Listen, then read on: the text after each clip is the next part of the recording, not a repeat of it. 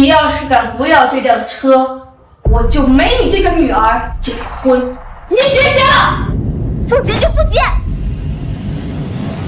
我叫林依依，今天是我的订婚宴。我做梦也没有想到，从我不想要妈妈给的一辆车开始，我的幸福彻底颠覆成了噩梦。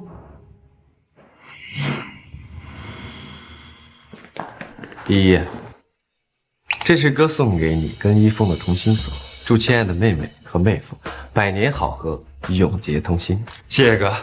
谢什么？才这么点大，哥，你的零花钱是不是又被嫂子没收？你这丫头，放心吧，等你们俩正式结婚的时候啊，哥送一整套金首饰，保证亲爱的妹妹满意，总行了吧？这还差。依依啊，嫁人后在婆家可别像在家这么任性了啊！放心吧，有妈跟哥在，张一峰才不敢让我受委屈呢。你呀，就是被我给宠坏了。妈，你给宝贝女儿我准备的礼物呢？走吧，妈带你去看看给你准备的婚车，你肯定会喜欢。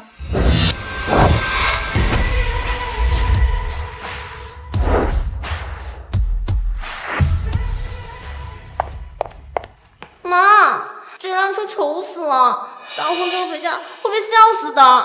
我不要。乱说，哪儿丑了？这还不丑？这一看就是辆破车，跟你送哥哥的那辆差远了。依依，你不懂，这辆车对你的意义是你哥的100倍。妈，我不管，我不要这辆车，你给我换一辆。胡闹！我就是不要这辆车，你要非让我要，我等一下就开出去卖了。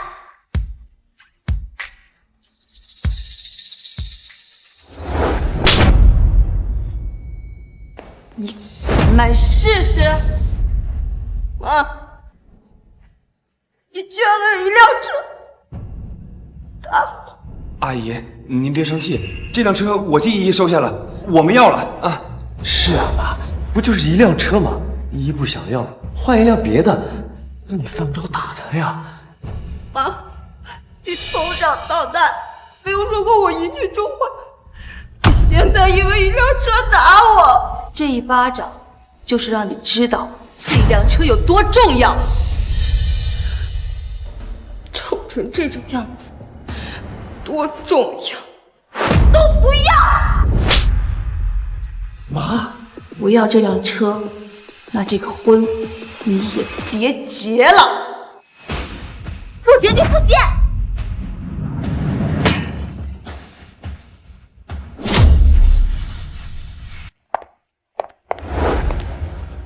依依，你看阿姨把订婚宴都延后了，看样子是真的生气了，你就听我的，给阿姨道个歉啊！延后就延后，因为一辆破车就打我，我才不会去道歉。那咱也不能就这么一直赌气下去啊！我给发小周少天打过电话了，让他把这辆车开到车上去卖。依依啊，这么好的车，你确定放在我车行里卖？对，多收钱无所谓，尽快卖了就行。这可是阿姨送给你的婚车啊，复古大气。你知道多少人喜欢这一款吗？你确定要卖？我哥结婚用的是最新款的迈巴赫，凭什么给我这么老的车？丢死人了！这阿姨能同意吗？嘘，我偷着让你来的，还不知道？啊！你这伤人阿姨对你的宠爱，你先斩后奏，拉我背黑锅！只要你是我发小呢，又刚好是个二手车行的。林依依，谁让你卖这辆车的？妈呀，你怎么来了？我就知道你贼心不死。果然，妈，我用这辆车当婚车，我被朋友们笑死的，我不想被嘲笑。阿姨啊，别生气呀，不就是一辆车吗？你们家又不缺钱，依依想换就给她换一辆呗。依依，迟早你会知道这辆婚车对你有多珍贵。我就不，你就是偏心。如果这辆车真这么珍贵，你怎么不让哥哥用这辆？你要不让我卖，我就偷偷给他砸了。林依依，你要是敢动这辆车，我就没你这个女儿。阿姨啊，怎么还动上手来了呢？依依是女孩子，嫌这辆车丢人，嫌弃这辆车。不如这样，我那里的车，依依随便选一辆，这辆车我就先开走。你要卖这辆车？阿姨呀，你放心，保证卖个好价钱。跟我来。如果你看完后备箱还要卖这辆车，我就同意。阿姨呀，不用看，我相信依依。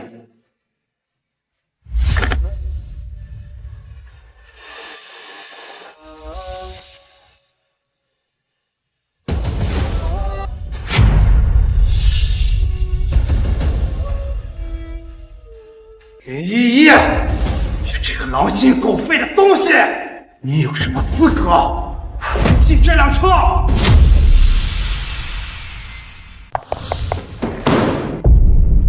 少天，你怎么了？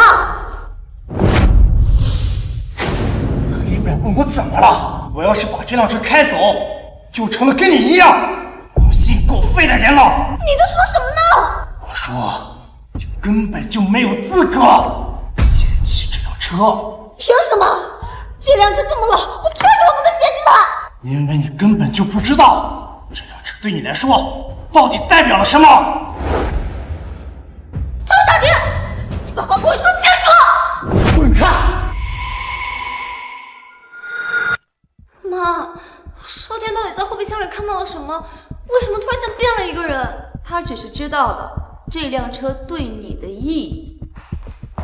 妈，我知道错了，这辆车我不卖了。那既然对我这么重要，能不能让我也看看？林依依，不行，在你出嫁之前，你都不许看。你不让我看，那我就自己打开。我说了，你出嫁之前都不许打开。妈，到底怎么回事？我就出个门的功夫，你怎么又打起依依了？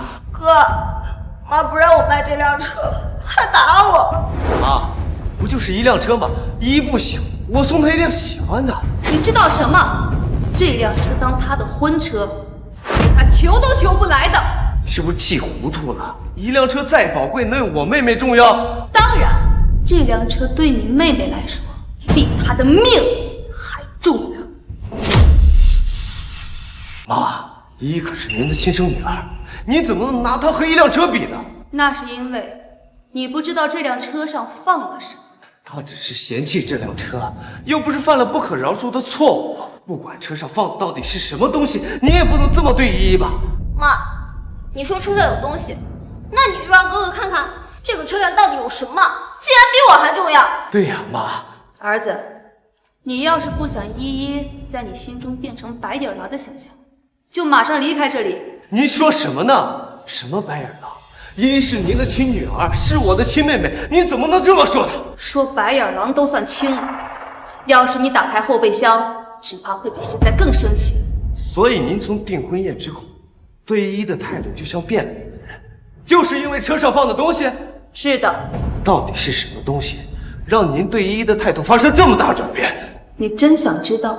一定要知道。依依是我的亲妹妹，我们是一家人，我不能眼睁睁看着你动不动就因为一辆车打她。那你跟我来，我告诉你为什么。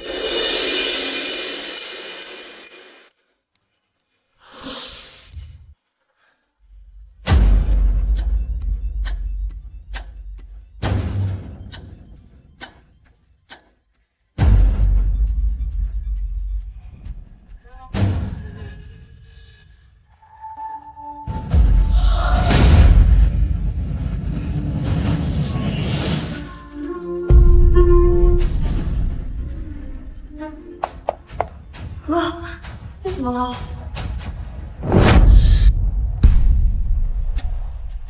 妈，您说的对，依依这种狼心狗肺的东西，还想卖掉对她如此重要的车，那就活该被您打。哥，你到底怎么了？依依，闭嘴！哥，你也打我？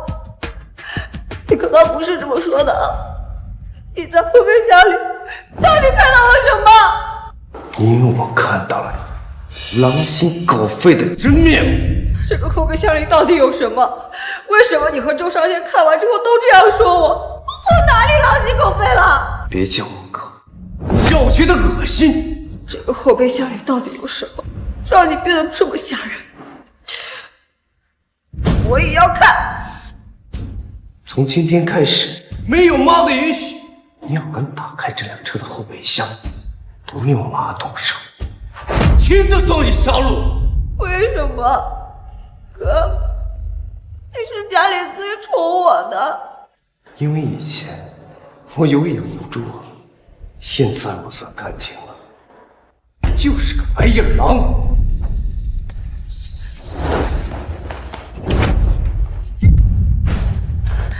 我不信，今天就是死也要看看这个后备箱里到底有什么。你要想自己被后备箱盖夹，那是你自己作，别连累我。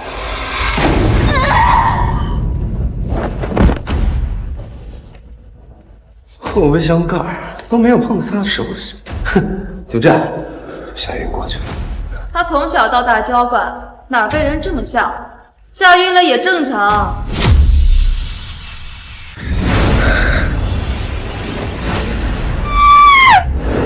哎呦，依依，你都吓死舅舅了，你可算醒了你。我这是怎么了？你还说呢？昨天订婚宴取消之后，我上家里头来，我发现你晕倒在地下室了，家里一个人都没有。你妈跟你哥呢？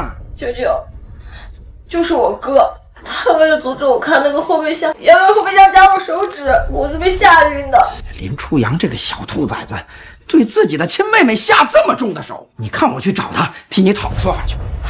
舅舅，你别去了，我妈跟我哥都是因为我不要那辆车才对我动手的。你说那辆老爷车啊？我也不知道为什么，只要一提到那辆车，我妈对我的态度就像变了个人一样。我哥就看了一眼那个后备箱，就说我是狼心狗肺的东西。不应该呀，你妈倒是的确很看重那辆车，这跟你有什么关系啊？再说了，这么多年都过去了，难道她还放不下？舅舅，你知道关于那辆车的事儿？你妈确实很看重那辆车，一直在我这儿存着，说是将来留给你的。我还以为你很喜欢那车呢。又丑又破，开出去狗都嫌那辆车，我怎么可能会喜欢？可我就是不喜欢那辆车，我又没犯什么大错，他们就要拿后备箱夹我的手。太过分了！那一辆车而已，它再重要，哪有自己的亲生女儿重要？你说你妈是怎么当的这个妈呀？舅舅，是那个后备箱，我哥就是看了后备箱之后，才像变了个人一样。这个后备箱有什么呀？我也不知道，他们说我要是想看后备箱，就打死我。走，舅舅这就带你去看看那个后备箱里到底装的什么。我就不信了，他们连我都敢拦。我就知道舅舅对我最好了。林初阳那个小兔崽子，我看他是皮痒了，一会儿看舅舅怎么帮你出这口恶气。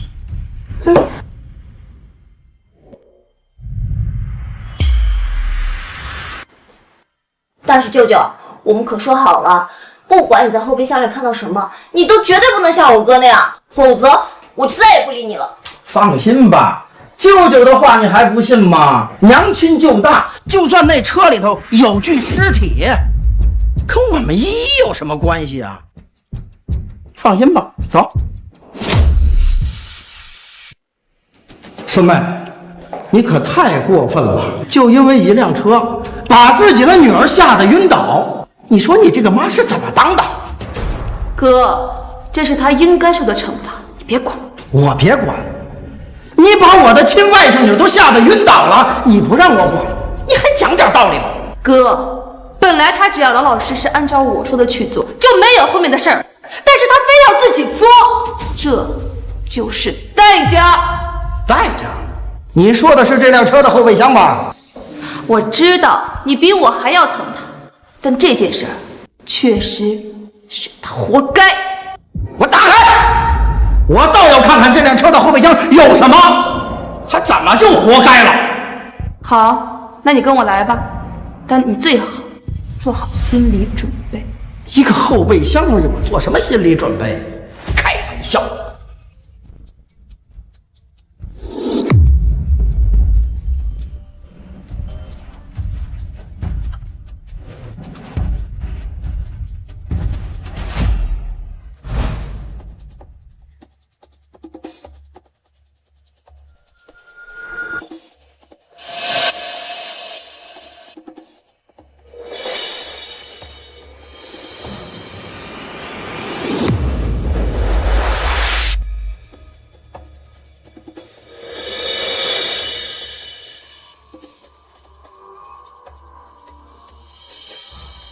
林一，舅舅，闭嘴！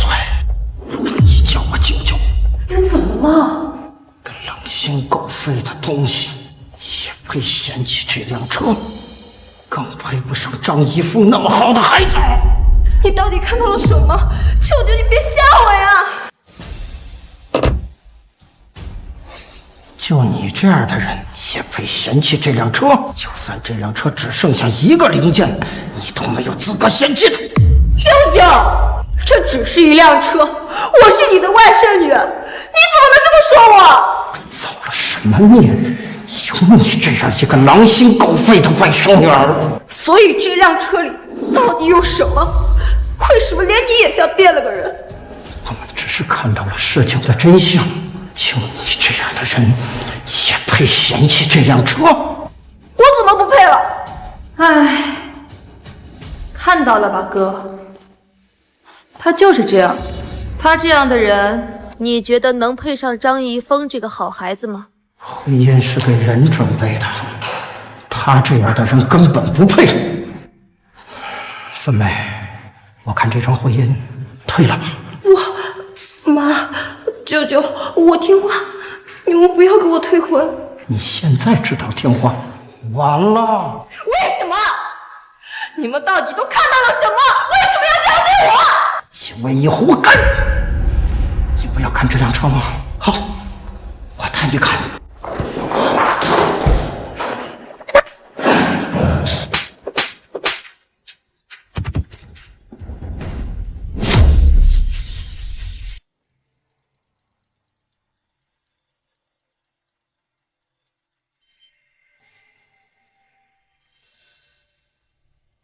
贼心不死，你竟然还真想看。妹妹，我看你跟初阳还是打他打得太轻。舅舅，我们是亲人，你怎么对我都可以，但你总要让我知道这是为什么吧。闭嘴！就你这种人，根本不配提亲人这两个字。你们今天就算是打死我，我也一定要看看这后备箱里到底是什么。你们变成了这样，死就太便宜人家了。我看现在就应该把张一峰喊过来，让他亲眼看看后备箱里的东西，当面和你解除婚约。哥，你说的对，他这种狼心狗肺的人，配不上一峰那孩子。现在就给张一峰打电话。不要！你没事吧？你终于来了，我真的什么都没有做，你相信我，不要和我退婚。别怕，我来就是告诉你，不管他们说了什么，我都绝对不和你退婚。一峰，我害怕，舅舅和哥哥之前也相信我，可他们看到这个车的后备箱就变了。你千万不要跟他们一样。傻瓜，我们谈了8年恋爱，没有人比我更知道你对我的好，把心放肚子里。张一峰，这8年来我们跟你一样，都是被他给蒙骗。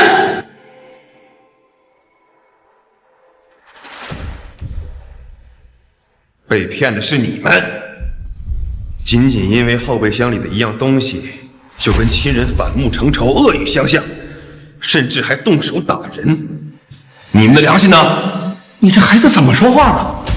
我也只是好心提醒，怕你现在受骗，将来你后悔都来不及。不用你们提醒，我的未婚妻是个什么样的人，轮不到你来评判。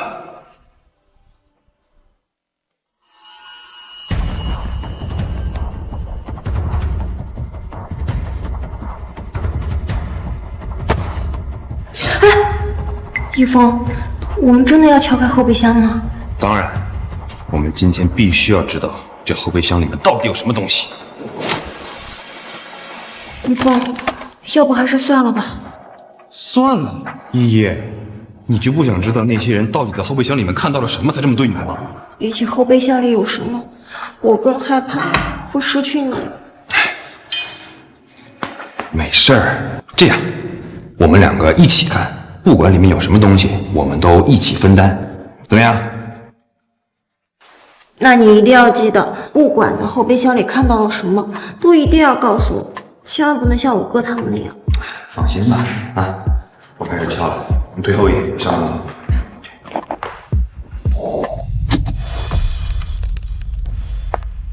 林依依，撬开后备箱的结果，你想好了吗？不管后备箱里有什么，怡峰都会和我一起承担。我是说藏在后备箱里的真相。林依依，你做好迎接他的准备了吗？妈，你这是什么意思？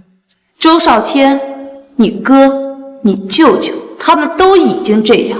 要是打开后备箱，张一峰肯定会变成下一个他们。我不是你们，依依对我来说就是我的全部。不管这后备箱里面有什么东西，她都永远是我的宝贝，这一点一直都不会变。一峰说的对，正是因为这样，我们才要去弄清楚真相。既然如此，那你回头看看，后备箱不是早已经打开了吗？依依，来，我们一起看看这里面到底有什么东西。你看吧，我就说一峰跟你们不一样，他是不会像你们那样的。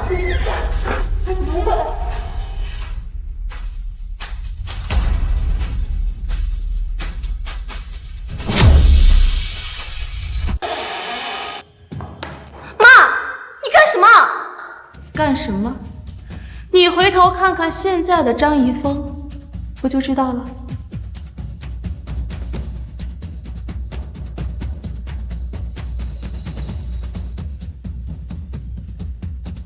林依依，我真没想到后备箱里的东西能让我对你这么寒心。一峰，你看到后备箱的东西了，对吗？那你快告诉我，这个后备箱里到底有什么？别跟我说话，我觉得你恶心。一峰，你怎么了？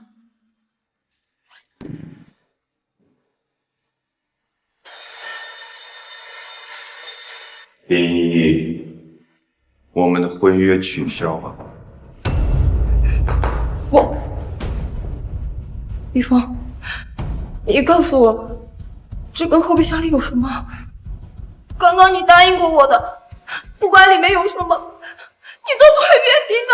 我后悔了，我现在只想跟你这个狼心狗肺的东西划清界限，多看你一秒，我都觉得恶心。不是这样的，一定不是这样的，一峰。你在跟我开玩笑，对吗？我求你了，别再跟我说话了，我真怕我忍不住恶心，一撬棍把你给打死。不是这样的，一定不是这样的。一峰，你把它打开，你让我看看里面到底有什么。打开？你不配。你不开，那我就自己撬。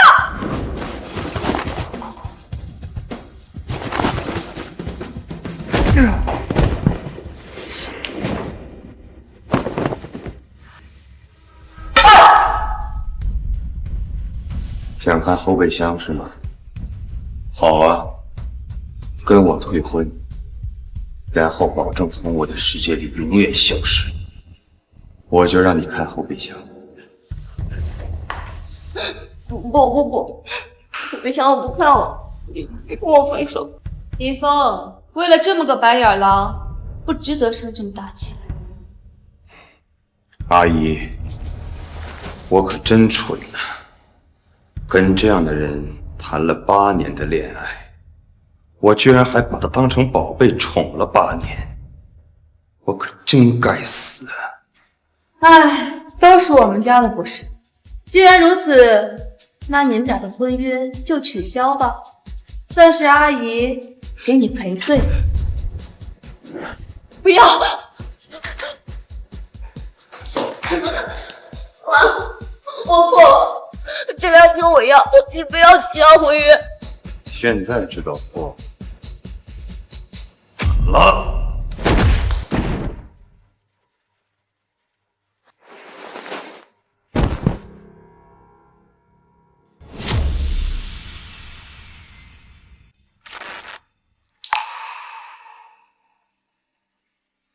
妈，我知道错了，这辆车我要，我以后再也不任性了。滚吧，林依依！妈说了，从今天起，这里再也不是你的家。不要，你们不能不要我呀！之前我任性过，也犯过很多错，你们都会原谅我的。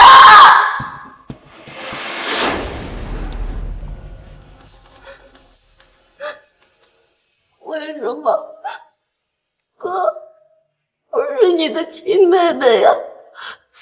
之前因为我任性，你腿都断过，你也都是宠着我的呀。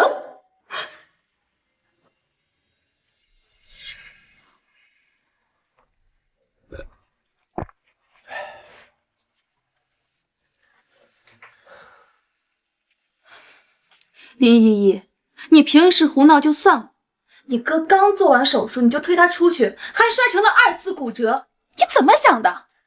妈，这可不怪依依，谁知道轮椅的轮子能掉呢？没事儿，我再做回手术，就当2次体验。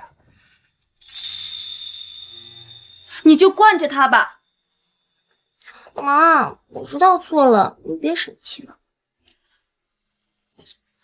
你呀，就是被你哥给宠坏了。我错了，真的知道错了。你别不要我，你干嘛别不要我？我求求了，求你了。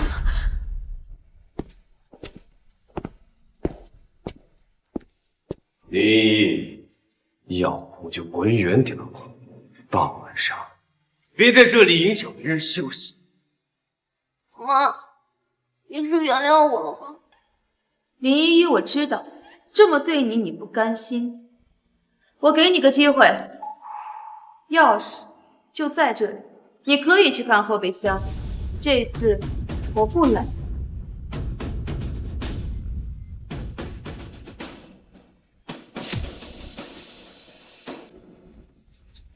不，后备箱我不看了，我真的不看了。妈，我以后什么都听你的，我再也不任性了，你不要我呀！是长了点记性，这话如果在订婚宴上说，你还有机会，现在晚了。是这样的吗？我当时就是想发一下脾气，我以为你会像往常一样满足我的要求的。我就是对你太好了，才把你惯成了现在这样刁蛮任性的样子。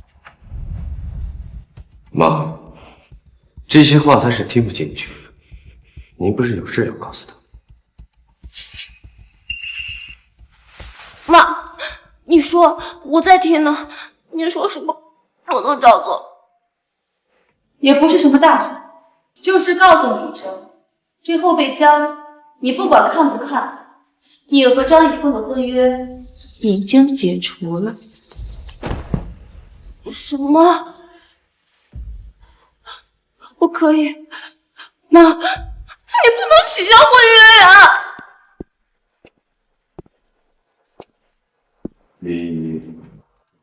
我为什么不能跟你解除婚约？一峰，我们在一起8年，婚约怎么能说退就退呢？是啊，8年。这8年我回想起来，只觉得从头到脚的恶心。退婚才是对我最大的解脱。我不相信你会这么绝情，你都是骗我的，对不对？骗你配吗？你跟这个家已经没有任何关系。林依依，我早就说过，只要你敢卖这辆车，我就没你这个女儿。我只是说到做到而已。再让我听到你在车库外乱喊乱叫，别怪我们对你动手。别走！滚吧！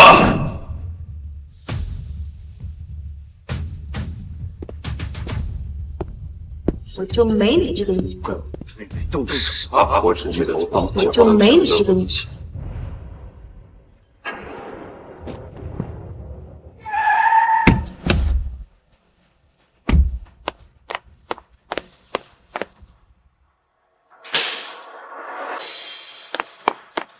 依依，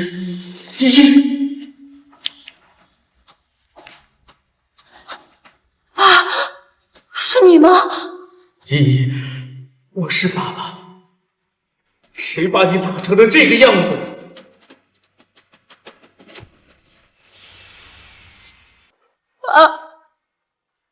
我犯错了，二哥他们打我，说不要我了，我没有家了。什么？你身上的伤是他们打的？不是，是我没有听妈妈的话，是我让妈妈生气了。放屁！你犯了多大的错，他们也不能动手打你。我这才出差几天呀，他们竟敢这么对你，真是反了天了！哎，爸，真的是我犯错了，我不该不要妈妈给的车，你千万不要怪他们，不然他们真的会打死我的。车？什么车？就是这辆。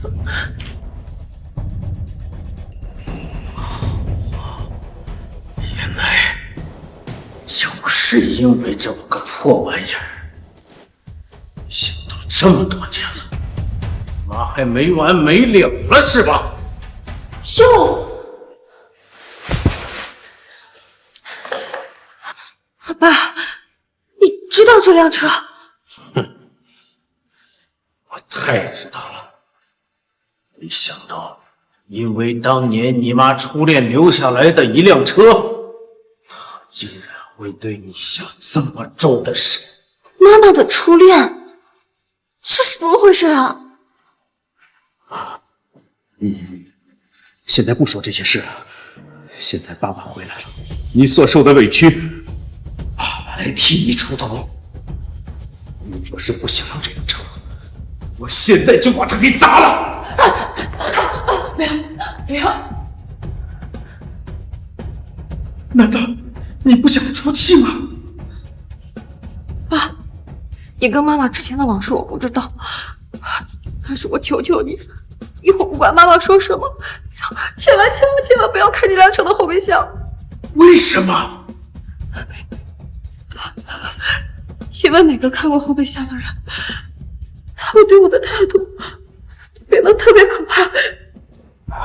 依依，你放心，你相信爸爸，我答应你，爸爸不会去看后备箱的。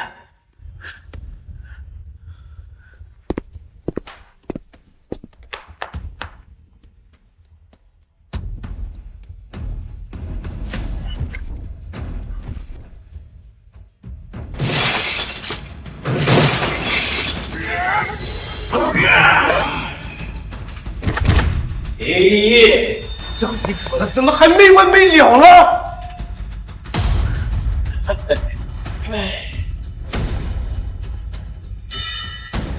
爸，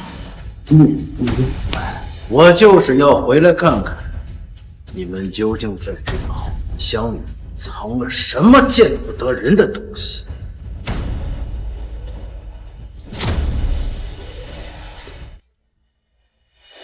你们把依依打成这样，我要让你们付出代价。老林，你怎么突然回来了？我要是不回来，怎么会知道你把家搞成了这个样子？叔叔，你误会了，不是你想的那样，是林一。你闭嘴！我问你了吗？林初阳，依依的伤是不是你干的？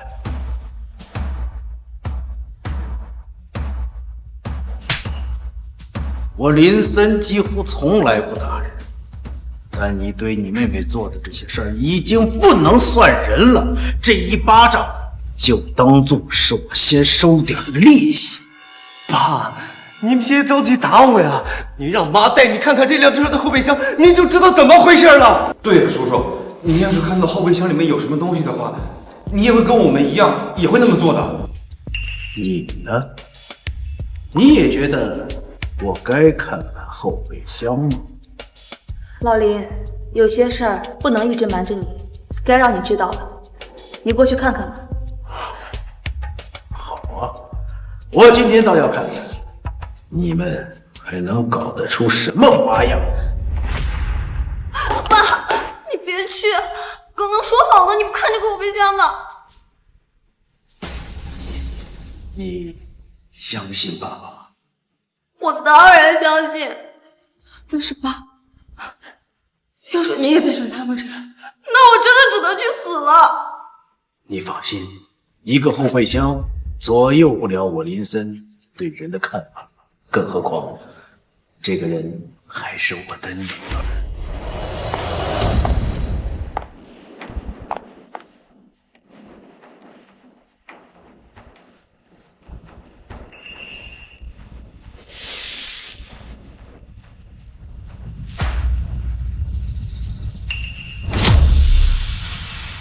老林，你现在知道我为什么这么对他了。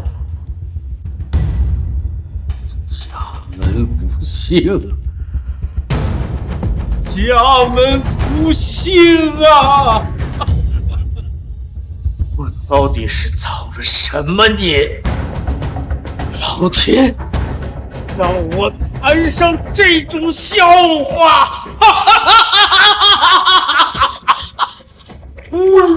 你先别说话。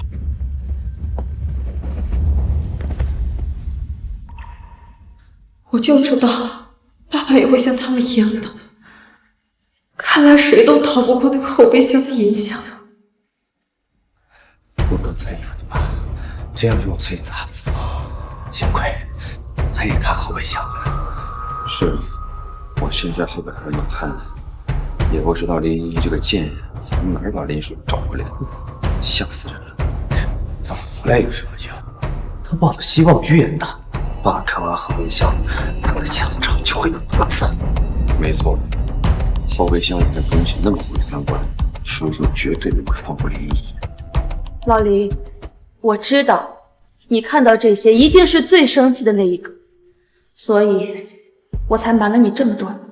爸，既然您都看到了，花花怎么收拾这个贱人？不用您动手，我来。叔叔，我们已经教训过他了，阿姨也把他赶出了家门。为了这种人，您气伤身子不值当。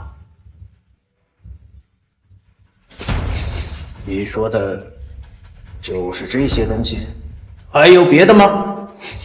别的东西都在这儿了，你还要什么？所以就是因为这些东西，你们就把依依给打成了这样，还口口声声的骂她说个没有良心的贱人。老林，你什么意思？难道这些还不够吗？当然不够，因为这些东西我早就看。什么？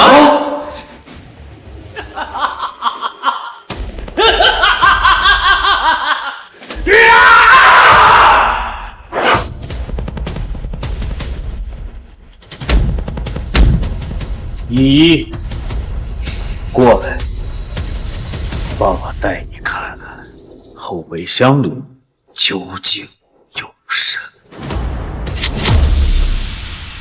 爸，你看了这个后备箱之后，你应该像他们一样对我翻脸吗？傻女儿，你在胡说些什么？你是我的小棉袄，我怎么会跟你翻脸？对呀，爸，这辆车你应该没见过，后备箱里的东西你怎么会看过呢？对呀，林叔叔，您就别说这种话护着林依依了。您刚才不是还指着她说家门不幸吗？你哪只眼睛看到我说家门不幸，是在说依依了？爸，可是刚才您在看后备箱的时候，就是这样说的呀。说的家门不幸，指的是你们。为什么呀？老林，你什么时候见过？我怎么不知道？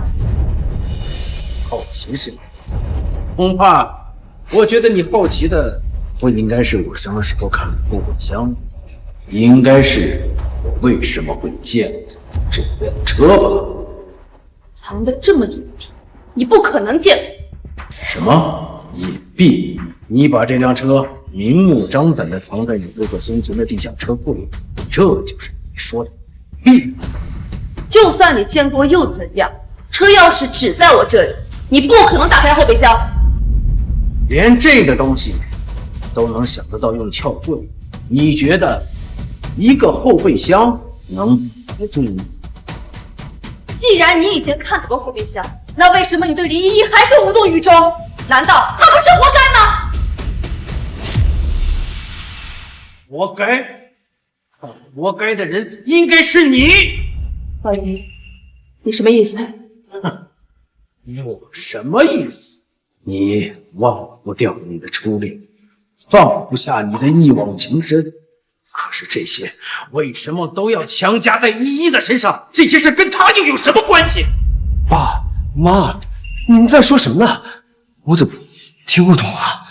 你听不懂很正常，因为这些事儿，你妈从头到尾从来就没有跟你们说过。闭嘴，林森！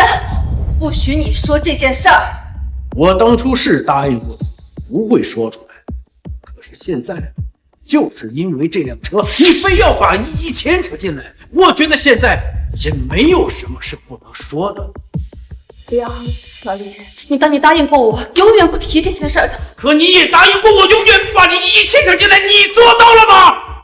那是因为他长大了，他应该知道这些，他也应该付出代价。出代价的人应该是你，跟依依有什么关系？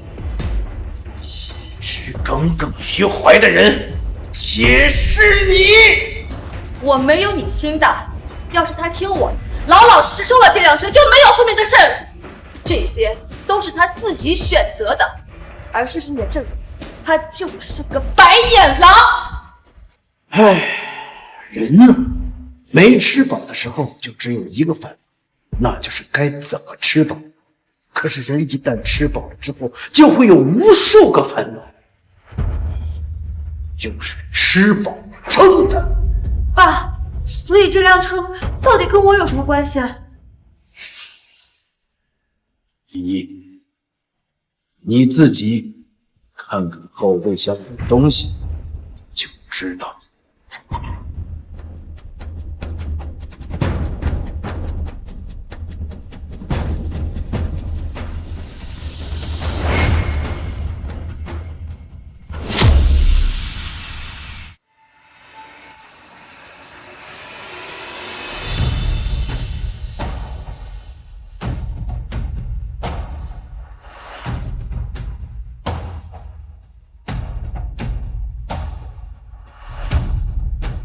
爸，这是我小时候的婴儿车吗？没错，这就是你100天之前用过的婴儿床。照片上的男女是谁？不像你的妈妈呀。林依依，你到底还有没有心？你就一点也不记得他们吗？妈，你在说什么？我从小到大都没有见过这两个人。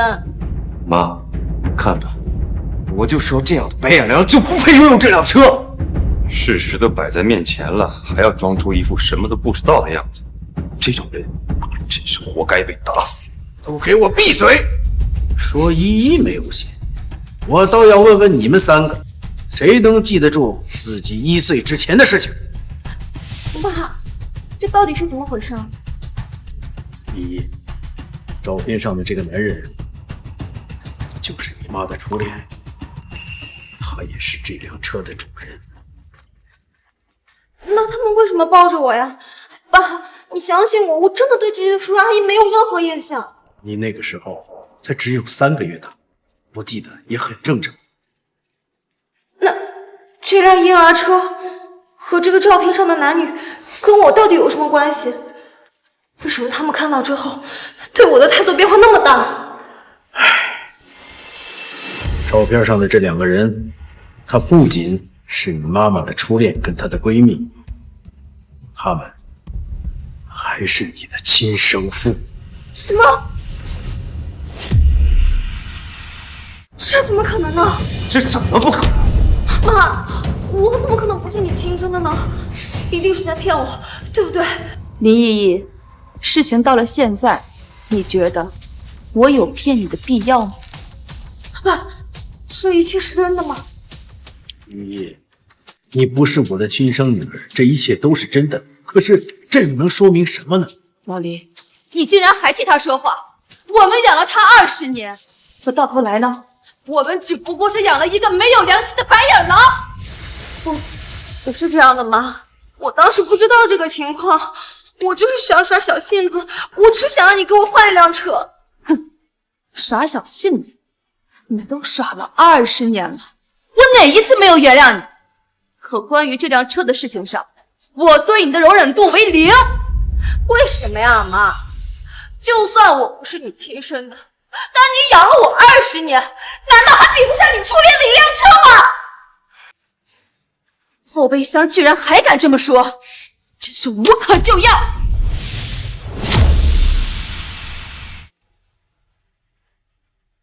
够了！老林，像这么一个连亲生父母的遗物都敢卖的白眼狼，你还护着他干什么？你就这么忘不掉你的初恋？如果你真的忘不掉的话，当年发生那场车祸的时候，就应该跟他一起去死。老林，你这句话什么意思？你放不下你的初恋，这跟依依有什么关系？亲生父母用命留给他的东西，一点也不在乎，还不知道感恩。我教训他，有错吗？不，你生气的原因并不是依依的不在乎，而是你自己太在乎。这20年里，你对这辆车的上心程度，甚至超过你对你自己。难道你没有感觉吗？你越是在意这辆车，就只能证明后悔了。那我不该后悔吗？你是应该后悔当初你听从家里的安排嫁给了我，后悔你当初没有拿出足够的勇气嫁给你那个初恋。对啊，我就是后悔了。可后悔现在又有什么用？你的那个初恋，他结了婚以后，就从来没有正眼看过一次。你给我闭嘴！你给我闭嘴！难道不是吗？人家结婚生下了依依，幸福美满。可再看看你自己，看看你都干了些什么。我不知道你在说什么。是，如果你什么都没干的话，那为什么你不早早的就把这辆车拿出来交给依依，偏偏要等到她订婚的时候再把这辆车拿出来给她呢？我早晚都要给。订婚的时候给，有问题吗？没问题，你收养了依依，这也没有任何问题。但有问题的是，你干了一件不是人干的事儿，干了那件不是人的事儿了。因为恨，因为你想报复。胡说！我胡说。林初阳，把那个后备箱的盖子给我捡回来。哦，我想起来了，刚才我在看后备箱的时候，盖子反面也有东西。林一这个贱人还没看见。是的，林一还不知道这辆车对他来说到底有多重要。初阳，我帮你办。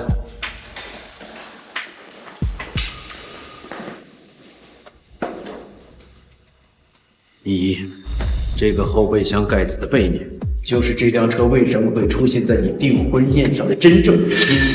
爸，盖子后面到底有什么？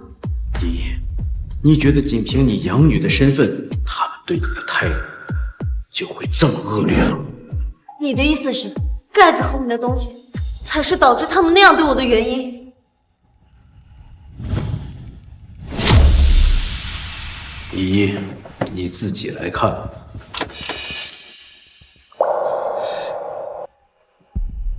这是他们20年前留给我的婚车。不然呢？李依依，你以为他们是因为你养女的身份，所以对你这么好的吗？我见过没良心，但是像你这种要亲手卖掉多年前父母为你准备的婚车，我简直是闻所未闻。你看到那暗红色的字里是什么东西？那是你亲生父母车祸留下的血迹。原来是这样，原来是因为这些，你们应该早点让我看到。早点让你看，以你刁蛮任性的性格，你会信吗？你只会觉得是我们联合起来的恶作剧，然后更加的变本加厉。是，我确实是那样的人。我早就跟你说了，这辆车对你而言，比我那辆婚车贵重100倍，你听了吗？这辆车是他们在这个世界上留给你唯一的东西，可你呢？你居然想要卖掉它！一切都是我的错，这一切都是我活该。依依，所有的事都过去了。之前你不知道事情的真相，所以没关系。凭什么过去了就不怪他？过去了就代表没有发生吗？过去了就应该忘记吗？就活该被放下吗？就凭这句话是我说的，就凭我才是养了他20年的亲爸。老林，你这是在放纵他。这样的他是他亲生父母想要看见的吗？他们会心安吗？我看不心安的那个人是你啊！爸，您在说什么呢？你怎么能这么说妈呢？是啊，叔叔，这一切都是林依依的错，阿姨是在守护她。张一峰，你们看到的跟我看到的东西一样，可是我为什么没有像你们一样对待依依呢？还不是因为你无理性的处理他。这点你说的没错，我承认我养了2人，不管是不是亲生的，这都不重要，重要的是还有一些事是你不知道。爸，您就别替林依解释了，我们已经看清楚他的真面目了。像这种人，就得让他好好长长记性。是的，林叔叔，我们之所以这么对他，不是放弃他，是想用这种方法让他知道感恩，我们是为他好。这都是你告诉他们的，难道这不是为他好吗？我看是为了你自己好啊！你敢把事实的真相说出来吗？你敢把事实的真相说出来吗？什么真相？我不知道你在说什么。啊，你不知道，那我来告诉你，真相是什么。罗琳，你要干什么？当然是揭开依依父母车祸的真相了。现在看到的就是真相了，你在瞎说什么呀？我的手放在这个孩子上面的时候，你紧张什么？有吗？我怎么可能会因为一个牌子而紧张？没有紧张就好。那我倒要提醒你一句，如果现在你肯跟依依道歉的话，也许还有机会。我说了，现在看到的就是真相了，我都是为他好，我凭什么道歉？看来你是不想让这个家继续好下去，那你可就别怪我了。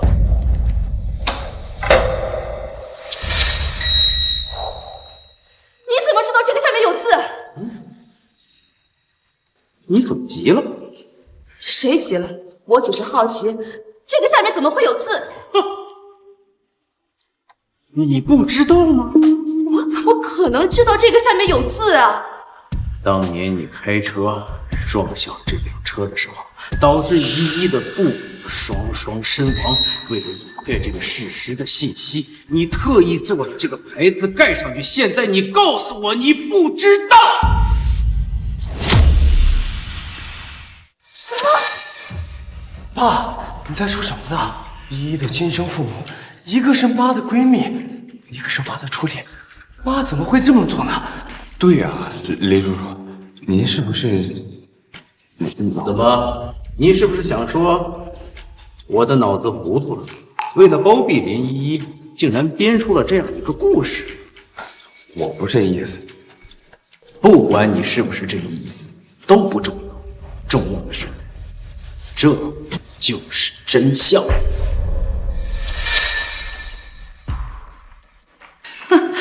笑话！初阳都说了，依依的亲生父母，一个是我闺蜜，一个是我初恋，他们是两个对我最重要的人，我怎么可能开车撞他们呢？因为你恨他们呀，因为你想要报复他们。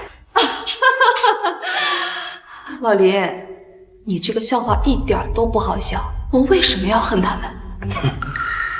因为你恨初恋的抛弃，你恨闺蜜的背叛。明明两个对你最好的人，结果却同时背叛和抛弃了你，他们两个却走到了一起。你胡说！姓林的，你这是污蔑！当年那场车祸，事故认定的清清楚楚是个意外，跟我有什么关系？没错，本来我也以为是你，不过我知道事情真相，还得多亏了你。那就说吧，都已经这样了，我倒想听听你要怎么继续编下去。你收养了依依，然后就借着这辆车是他亲生父母留给他遗物为由，拥有了这辆车的所有权。这一切看起来都是天衣无缝，本来我是永远都不可能怀疑你的。我已经说了，他们俩是我最重要的人，我做这些是作为一个朋友该做的。是，本来我也是这样想，但是直到有一次，我在你哥哥孙存的地下车库里发现了这辆车后备箱的时候，我就觉得这件事情没有那么简单。后备箱里面的东西都在这儿，都在我们眼前了，你还能看见什么？那还要感谢你那个没长脑子的哥哥孙存。对，那个时候他急需要一笔钱，他找我来借，所以就告诉了我很多事情。他都跟你说了什么？他把你们之间的事情都告诉我。哦，对了，也包括那辆车，还有他告诉了我你对依依的亲生父母所做的一切。不可能，我没做过的事儿，谁也别想往我身上扣。往你身上扣，到现在你还嘴硬是？如果不是当年我看到了你发给孙存的短信，我还真的就相信你了。一条短信，他居然保存到现在，这没脑子的废物！妈，你说的是什么短信？那是一条让你舅舅制造意外车祸，害死2条人命的短信。你胡说！你这是血口喷人！爸，你是不是搞错了？妈这么多年为这个家任劳任怨，这些事情怎么可能是妈做的？对呀，爸，你是不是搞错了？我也希望是搞错了。当我知道事情真相的时候，甚至都很难相信。不过，这就是真相。话谁都会说，故事编的也很精彩，但再精彩也只能是故事。20年了，难道就凭今天的几句话，就能把所有责任揽到我身上吗？是的，我相信阿姨，这一切都太匪夷所思了。就算林叔叔说的全都是真的，那林阿姨为什么要多此一举的收养依依呢？没错，如果这些事情都是妈做的，妈何必再去管这辆车和林依依的死活？所以这些事情不可能是妈做的。哼哼，这就是你妈的高明之处。她这样做，恰恰不仅掩盖了事实的真相，还堵住了所有人的嘴。为什么？叔叔的意思是说，咱们会这么想，那别人也会这么想，所以，段义峰，你说这话什么意思？难道你以为我妈就是害死林依亲生父母的凶手？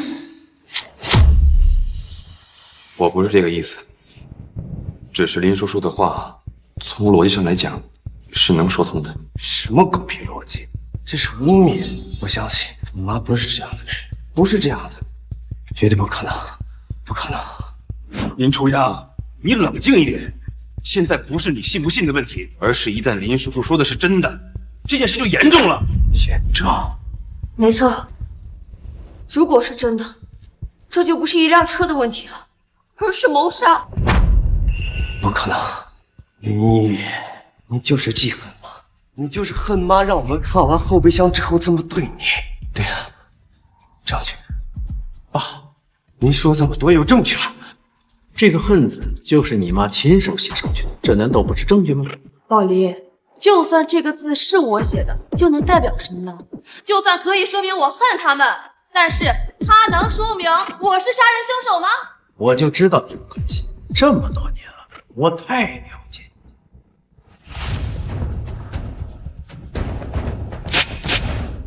那这个呢？老黎，你又在耍什么把戏？我劝你还是别折腾，你非要把这个家给搞散吗？你的那个哥哥孙存，他知道你的狠辣，他很担心自己将来会跟林依依亲生父母一样的下场，所以他就把你们所有的通话录音都录在了这个 U 盘里。什么？林初阳，你不是不相信吗？那你就把这个 U 盘里的东西放出来，让我们听听，到底这一切的事情是真是假。要不要？哎，你要是再敢起来，我告诉你，我的这个锤子可是不认人的。老黎，不要放，这些如果放出来，这个家就真的散了。在你对依依动手的那一时，这个家就已经散了。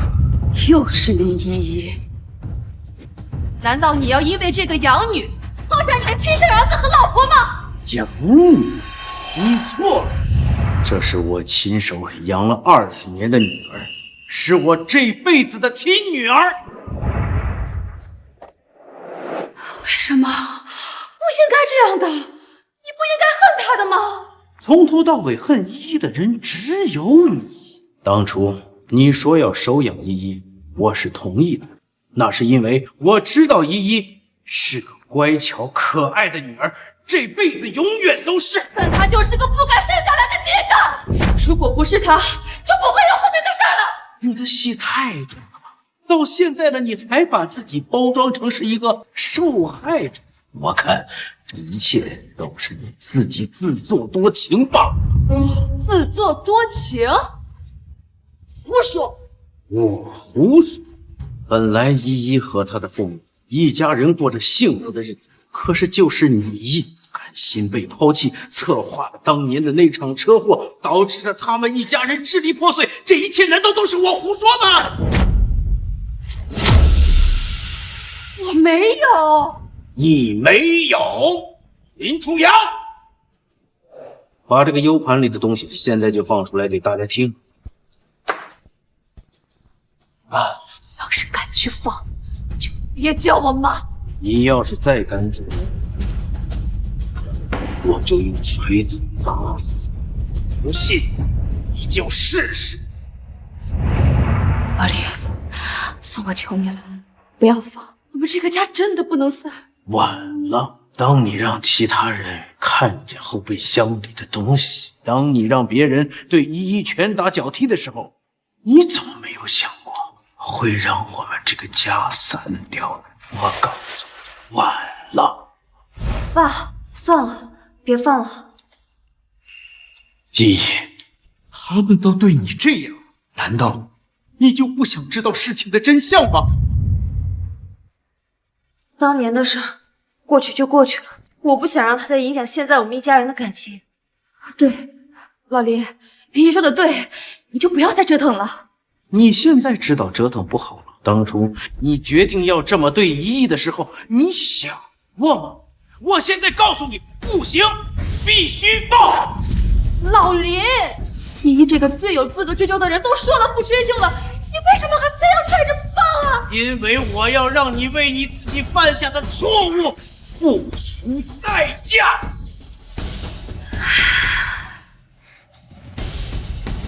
你确定吗？到现在啊，你还装出一副都是为了这个家的样子，你就一点不心虚吗？该说的我都说了，该劝的我也都劝了。既然你非要这么折腾下去，那最好你也能承受得住后果。后果？当年做这件事的人是你，现在自然承担后果的人也是你，跟我没有关系。老李，记住你现在说的话，希望等会儿你还可以这么平静。初阳，放！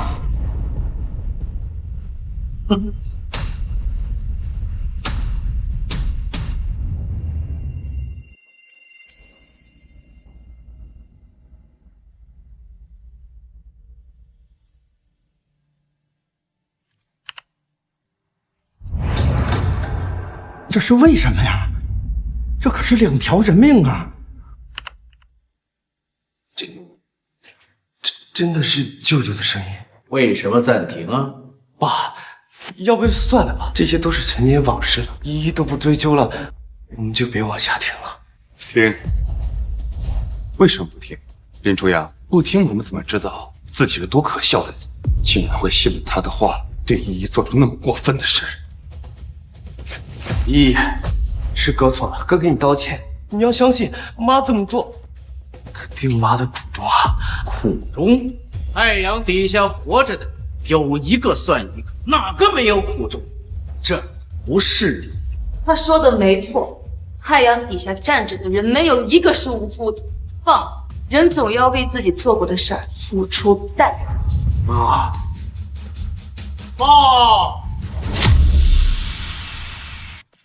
这可是2条人命啊！我还得破坏刹车系统，还得开车撞人，这我不敢啊！我就是要你开车撞死的，你要是不干，我就弄死你！什么？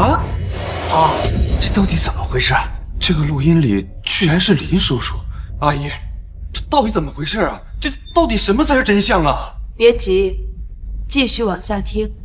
别激动，妹夫，我这么做就是。还要把他们的孩子以你妹妹的名义收养。我妹妹她知道吗？一个是她的闺蜜，一个是她的初恋。这事儿由你出面，以你妹妹那软趴趴的性格，她肯定会同意。这是为什么呀？把那孩子直接做掉更省事吧？那对狗男女的孩子，要是就这么死，那也太便宜他了。你打算把那孩子养大？没错，我就是要让你妹妹这一辈子，天天都看着她的初恋跟她闺蜜生的孩子，看着她一天天的长大，这样她每天都会活在痛苦和艰苦之中。妹夫，这为什么呀？我相信我妹妹，她只要嫁给了你，她早就把那个初恋给忘掉了。谁说我是为了她的那个初恋？那既然不是，你为什么还要这么做呢？那都是因为她那个不要脸的闺蜜把我骗得团团转。之前答应过说是要嫁给我的，结果却一转身就嫁给了另一个男人。妹夫，难道说你跟依依的亲生母亲，你们俩有过一段？很意外吗？妹夫，我什么我？我就是要让她死，一天都不能活。等这件事办成了，就把那辆车开到你的地下车库里藏好了。等依依长大了，给她当混车用。爸，这到底是怎么回事？爸，刚才您不是说这些事都是妈做的吗？依依的亲生父亲是阿姨的初恋，亲生母亲又跟林叔叔有过一段关系，这太狗血了吧！老林，现在怎么说？让这个家散掉的是我吗？不，这不是我干的，怎么可能是我？这跟我没有关系。厉处长，你是不是放错了？林，从头到尾，这些事儿都是你做的呀！20年，我尽职尽责的把依依抚养成人，都是在为你做过的事儿赎罪呀！这些都是你干的，都是你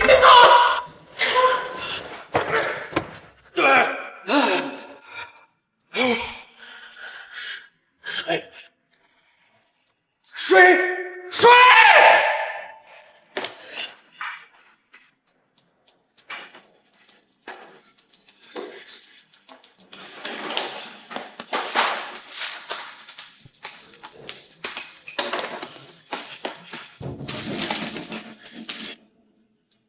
他这是又犯病了。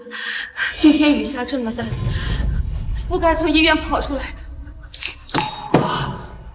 什么犯病？在说什么？爸，这到底是怎么回事？从小到大，你们一直在问我，为什么爸爸总是在出差，经常不在家。今天，我该告诉你们真相。爸，到底还有多少真相？今天你都出我了吧？我觉得我快不行了。我觉得我已经没有什么不能接受的了。我跟依依的亲生父亲谈恋爱的时候，你们的爸爸也在跟依依的亲生母亲谈恋爱。也正是因为我们是闺蜜的关系，所以我们4个自然的就认识了。又一个真相，我觉得我现在脑子已经有点不够用了。而依依的亲生母亲，其实不仅仅只是我的闺蜜，她还是和老林一起长大的青梅竹马。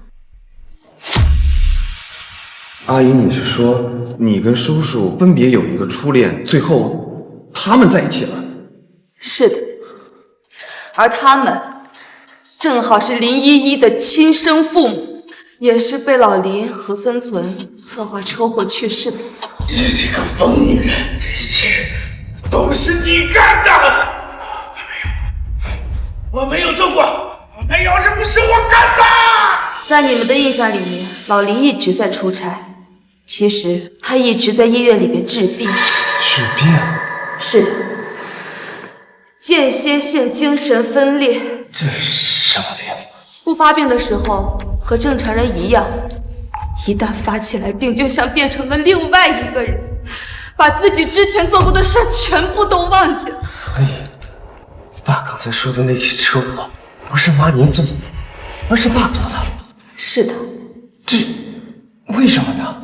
林初阳，你还没听明白吗？刚才叔叔一直在说阿姨放不下初恋，由爱生恨。其实这么多年没有走出来的，一直是他自己。那他为什么把这些都推到我妈身上？因为那件事对他的打击太大了。车祸发生以后，他就得了间歇性精神分裂，而我为了不让他伤害到你，就把他送去了医院。没错，心理学上有这种解释：病人潜意识里将阿姨当成了一切恶意的来源。医生也是这么跟我说的，并且告诉我尽量不要让他跟家里人接触。所以这么多年，我一直告诉你，老林在出差。那刚才的录音里，爸爸对依依的恨意这么大，为什么现在还对她这么宠溺？造化弄人啊！这件事对老林来说，唯一说不清的，就是对依依的态度。这件事就连医生也解释不清楚。爸所谓的出差，其实一直都在医院里。对。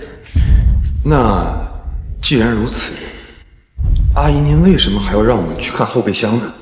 又为什么要把这辆车在订婚宴上送给依依呢？你是想说，日子本来可以继续这么过下去，我为什么非要把这些往事给拉出来无事生非吧？对，前20年都没事儿，如果不是因为订婚宴上出现那辆车，后面的事情都不会发生的。我何尝不想这么继续过下去，但是不行啊！医院那边说了，你的病现在越来越严重，他整个人的状态已经不受控制了。你是说，叔叔是从医院里跑出来的？当然了，今天老林能够从医院里面跑出来砸家里面大门，幸亏是你们都在。如果他下一次出来，砸的是我跟初阳呢？会了吧？爸这么多年不是也没伤害过我吗？不是的，他回来过，只是没有回家，而是去了公司。我身上这些伤，就是老林留下的。那后备箱里的东西都是假的，你让我们故意欺负依依，要赶她走，就是怕有一天爸回来会伤害到她。你们看到的婴儿车、合照，还有后备箱盖上的名牌，这些都是真的。只有那个恨字，还有那个 U 盘，是叔叔后来跑出来自己放上去的。而这一切，阿姨您一直都知道是吗？是的，孙存是我哥，老林能够接触这辆车，其实是我一早就跟孙存说好的，这些我都知道，包括今天他能够从医院里面跑出来，我也接到了电话。你胡说！我没有干过，我没有干过。这是你和孙存，你们联合起来栽赃我的。老林，当年那场车祸，你已经毁掉了一个家，难道现在你也要把我们这个家毁掉吗？我没有家人，都是你们把我害成了这个样子，我要杀了你！李叔呀，张一峰，你们愣着干什么？快去按住他！别过来！别过来！你们谁敢过来，我就杀了你们！别过来！别过来！爸，是我呀，我是您的儿子初阳，您不记得我了？儿子，我有儿子，我有儿子呢。一峰，你不总说你会催眠吗？快想想办法！老林现在已经分不清谁是谁了。阿姨，这种情况我也没办法呀。这手里拿着锤子呢，要不你们先躲一躲。张一芳，你说这话是什么意思？他是我爸。我知道，可他也是杀人凶手，这不是事实吗？你这话什么意思啊？林初阳，刚才阿姨说的我全听明白了。现在你还没明白事情的主要问题在哪儿吗？什么主要问题？他是杀人凶手，而阿姨知道这一切却不说出来，他是包庇杀人凶手。所以呢，你到底要说什么？我想说，这件事情从头到尾，真真切切受到伤害的，不应该是只有依依吗？20年到今天，你们有谁给过依依一个说法吗？你们敢伤害依依，我杀了你！对，林叔叔让依依变成现在这样的罪魁祸首就是他们。林叔叔，砸死他们！张一芳，你个卑鄙小人，利用我爸精神不正常，挑拨我们一家人的关系，你真该死啊！一芳，你这么做就不怕依依伤心吗？你现在知道考虑依依的感受了？你们这一家人有一个算一个，当年也好，现在也罢，做的哪一个决定考虑过依依的感受了？依依，不要听他的，你要相信，爸妈永远是爱你的，这一点不会变。我们这么做是迫不得已啊，你要相信吗？林兄，你看吧，不管变成什么样子，我都知道保护你。然后做一个后备箱这种过激的办法让你离开，总归是为了让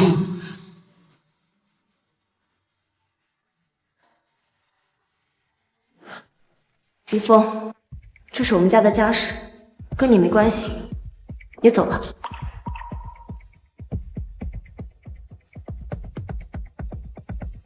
依依，我是在替你讨回公道，你听不出来吗？我知道，在一家人，哪有什么公道需要讨回？你亲生父母的仇就这么算了？因为一个后备箱，他们让你受那么多伤害，也这么算了？20年前的事情我不知道，真假尚不可知。我不能因为一辆车、一个 U 盘否定20年的养育之恩。尚不可知，他们都已经承认了，你没听到吗？真相已经铁一般的摆在你面前了。难道他们20年对我好不是事实吗？那是假的，他们骗你的，他们想赎罪。你刚才所描述的一切，他们对你所有的好都是假的，可以装出来的。让我当真了，他们宠了我20年。我爸为了不让我受到伤害，让我爸在医院待了20年，这都是真的。爷爷，你真的不怪我吗？依依说的对，张一芳，是非曲直，这是我们一家人的事，跟你有什么关系？从我们家滚出去！谁敢欺负依依，我就要他死！林叔叔，冷静，冷静好吗？依依，你难道就不希望杀人凶手付出代价吗？我说了，这是我们家的家事，跟你没关系。我是你未婚夫啊！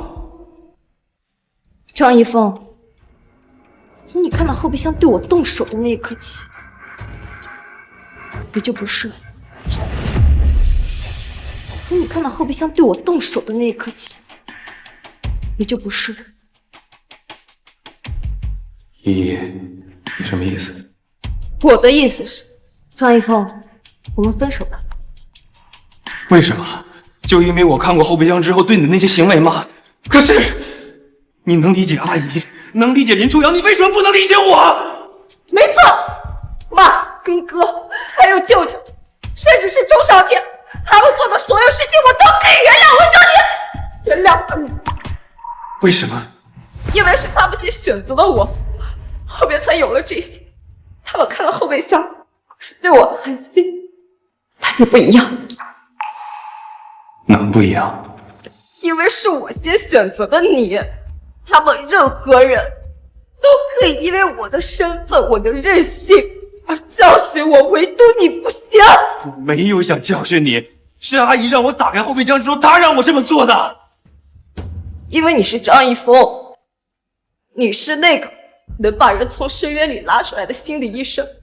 只要你愿意，你完全有办法站在我这边和我一起面对。可你没有。不是的，姨，我当时脑子是乱的，我根本没想那么对你。是不是的不重要，因为我能感觉到，当你一脚把我踹飞的时候，张一峰，你是真的想让我死。张一峰，你是真的想让我死。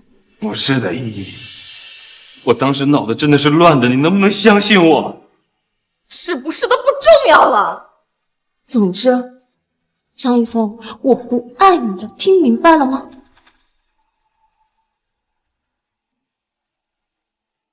听明白了，你不爱我了。以你这种刁蛮任性的性格，你说你离了我，不跟我结婚，这个家你还能待得下去吗？你还能去哪？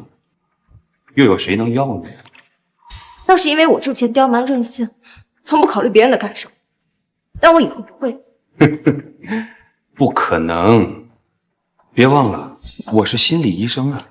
林依依，我告诉你，人的性子这辈子都不会变的。这个世界上除了我，没有人会要我。就算没有人要我，我也不会跟你。张一峰，你听清楚了，从今天开始，我林依依不要你了。我不允许！凭什么是你跟我说分手啊？你凭什么？你要是敢跟我分手，我就打死你！这就是我的作用，原形毕露。你实话跟你说了吧，你们家的那些破事儿，我早就知道。什么？你什么时候知道的？从你跟我表白时，当我决定跟你在一起时，我就已经找人查过这些事情。你这么多年一直都没告诉我。说？我为什么要说？说了，我还怎么跟你结婚？我还怎么图你们家的家产？张一峰，你跟依依在一起，竟然是图我们家的家产。张一峰，你藏得可真深，8年，我竟然一点都没看出。就你那个脑子，每天除了不开心的时候哇哇乱叫，你还会什么？是，之前的我确实是那样，所以你是想先拿捏住我们家的把柄，等跟依依结婚之后，再慢慢涂掉我的家产？我一开始确实是这么打算的，毕竟林依依虽然没脑子，但我并不讨厌她。可是从目前来看，只能换个办法。张一峰，你要干什么？既然跟她结婚这条路走不通，那就换条路呗。什么路？何一凡，别动！晚了。我之前之所以要跟林依依这个蠢女人结婚，就是因为我手里只有真相，没有证据。现在证据在我手里，你说我要是把它公布出去，会是个什么后果？张一峰，把 U 盘留下。留下？林依依，我看你还是先好好考虑一下，如何面对你发疯的父亲。不要！林叔叔，你应该醒醒了。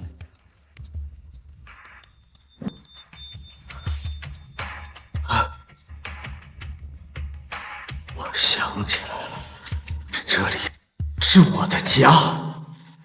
林叔叔，阿姨和您儿子已经把当年车祸的真相公布出去了，而那对背叛你的狗男女生的孩子，现在就在那儿，你应该怎么办呢？砸死他们，砸死那对狗男女。非常好，林叔叔。去。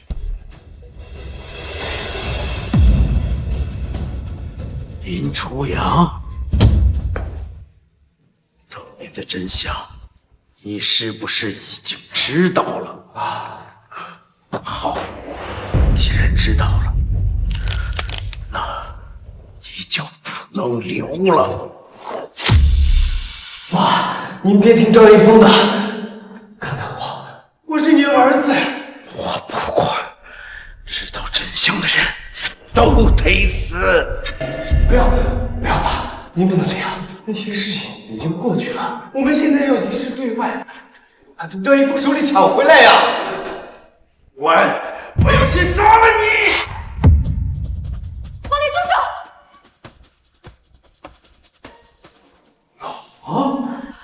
老李，放下锤子吧，这个家再也经不起你折腾了。放下！凭什么？当年是那对狗男女先背叛的我，都说好的结婚生子，白头偕老，可他一遇到那个男的就要和我分手，不行！可那些都已经过去了呀。我过不去，我就是要让他们死。老李，他们已经死了，你已经做到了。可他们的女儿还没死啊，父亲没死，还被你给养大，就他妈张一峰，你给我闭嘴！好死了，为什么还活着？好，既然你叫我一声爸，那今天就让我这个爸送你去见你的亲生父母吧。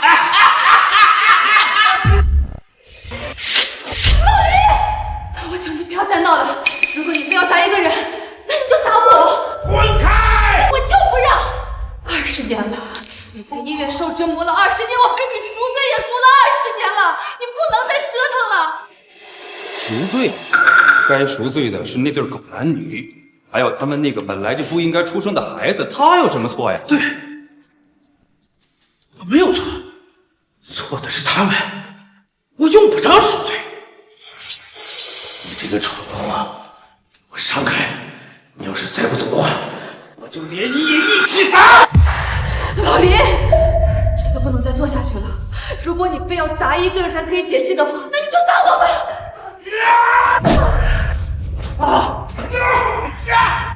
爸，不能打我妈，你要咋打我吧？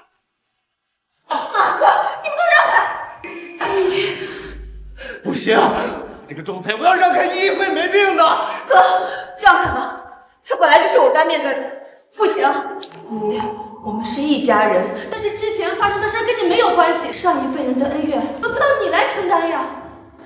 妈，我知道你对我好，这20年我一直都知道，之前都是你为我承担风雨，现在你让我为你做点什么吧。你妈，快躲起来！真好啊，儿子抢老子的武器，还不忘了帮助妹妹跟母亲，好一幕阖家团圆的景象。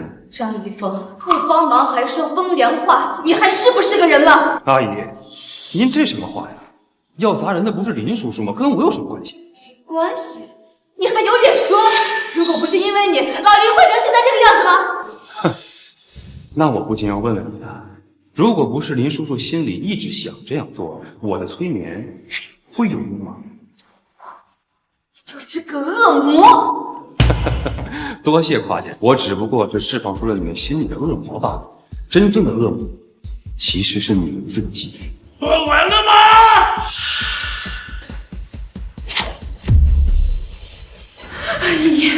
你快走，赶紧离开这里，有多远跑多远，永远不要回来。今天谁也别想走。叔叔，今天我帮你拦着，你尽管发泄。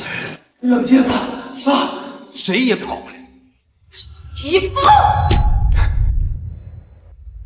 怪不得说你们一家人都是疯子，你个老东西！我打死你们！我今天要把你们都打死！对，把他们今天都打死。只有你们死了，我才能以未婚夫的身份继承你们家的家产。林叔叔，你可千万别让他们跑了呀！加油啊！张玉峰，你不得好死！抱歉，就算我会不得好死，你们也要死在我前面。依依，真的，你快跑吧，不能让他得逞啊！今天你们谁也跑不了，都得死！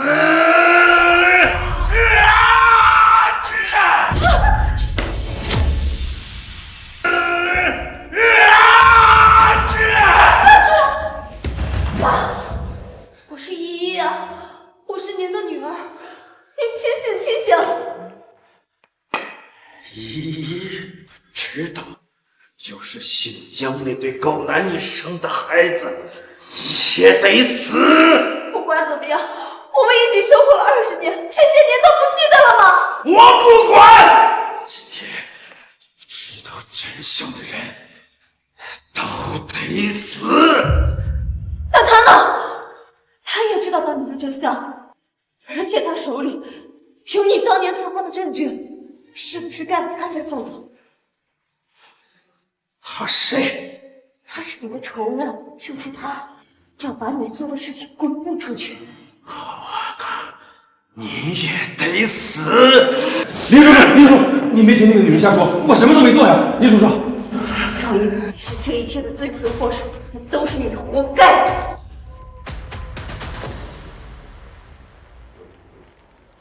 依依，这样，所以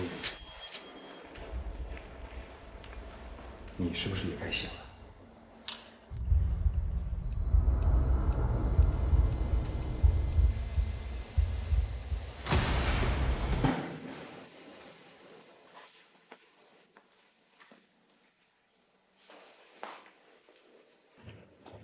乖女儿，我已经走了半年了，你真的不能再继续昏迷下去了，真的。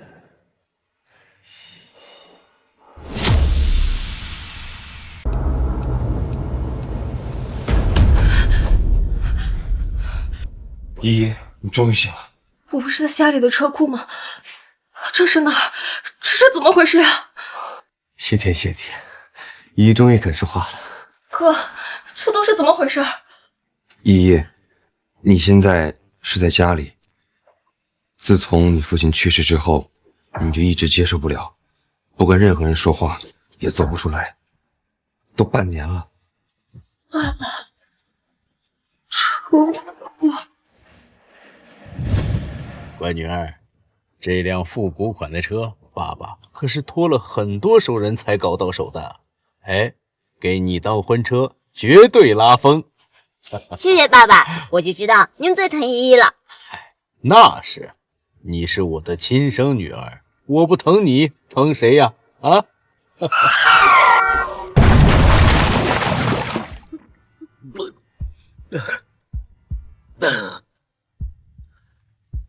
乖女儿，爸爸恐怕是不行了，可能看不到你的婚礼了。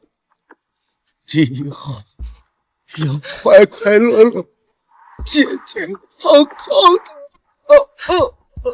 爸，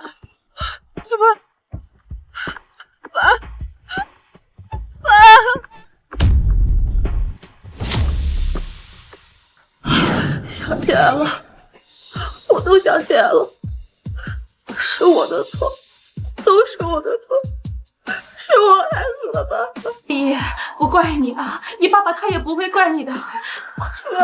过去了，好了好了，不哭了。3天后就是你跟怡凤的订婚宴，都过去了，醒了就好。是啊，依依，你知不知道，怡凤为了给你催眠，熬了多少个夜，请了多少这方面的专家。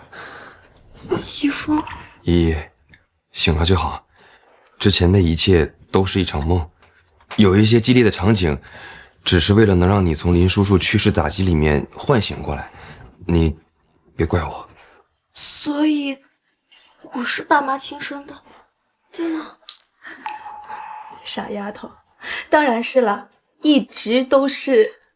辛苦你们了。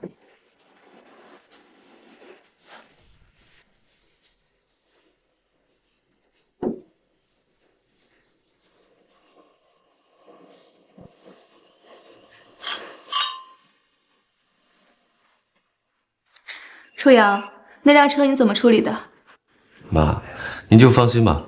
为了怕依依看到那辆车又想起爸爸的车祸，我已经让周少天开去他的车好了。暂时先放他那儿吧。等什么时候你妹妹真的走出来了，再让他去开。